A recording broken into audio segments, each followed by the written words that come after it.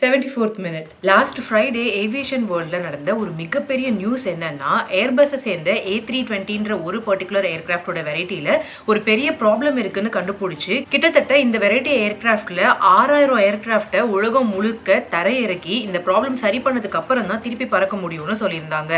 இதனால பெரிதளவில் passengers and ஏர்லைன்ஸுமே உலகம் முழுக்க பாதிக்கப்பட்டது. இந்த பிரச்சனைக்கு காரணம் ஒரு பைலட் எரரோ இல்ல டெக்னிக்கல் ஃபால்ட்டோ இல்ல மெயின்டெனன்ஸ் பண்ணவங்களோட ஃபால்ட்டோ கிடையாது. சூரியன்னு சொன்னா உங்களால் நம்ப முடியுதா?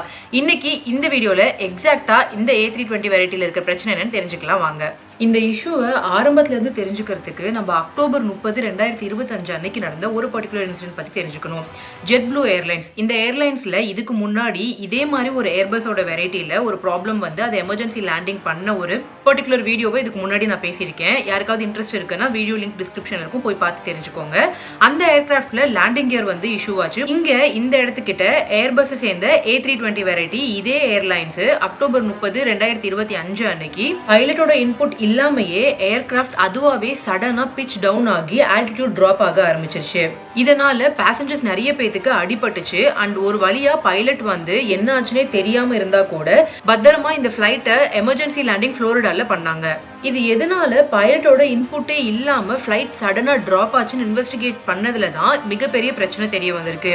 ELAC எலிவேட்டர் அண்ட் எலிரான் கம்ப்யூட்டர்னு சொல்லப்படுற ஒரு பர்டிகுலர் இன்ஸ்ட்ருமெண்ட் மேல்ஃபங்க்ஷன் ஆனதுனால தான் இந்த ஒரு பர்டிகுலர் ஏர்கிராஃப்ட் பைலட்டோட இன்புட் இல்லாமையே சடனா வந்துட்டு ஆல்டிடியூட் ட்ராப் ஆக ஆரம்பிச்சிருக்கு.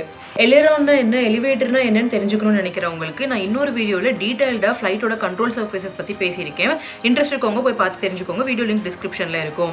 சிம்பிளாக சொல்லணும்னா இந்த எலிரான் அண்ட் எலிவேட்டர்ன்றது தான் இந்த ஃப்ளைட்டோட பிச் அண்ட் ரோல், அதாவது left, right and up and down மூமெண்ட்ஸை கண்ட்ரோல் பண்ணக்கூடியது. இதுக்கு முன்னாடி நான் சொன்ன மாதிரியே இந்த ஒரு பர்டிகுலர் ELACன்ற இன்ஸ்ட்ருமெண்டோட மேல்ஃபங்க்ஷனுக்கு காரணம் சூரியன் தான். இப்போ ரீசெண்டா நடக்கிற வெதர் சேஞ்ச்னால சோலார் ரேடியேஷன் ஜாஸ்தியா இருக்கு. இந்த சோலார் ரேடியேஷன் தான் இந்த ELAC மேல்ஃபங்க்ஷனுக்கு காரணம்னு கண்டுபிடிச்சிருக்காங்க.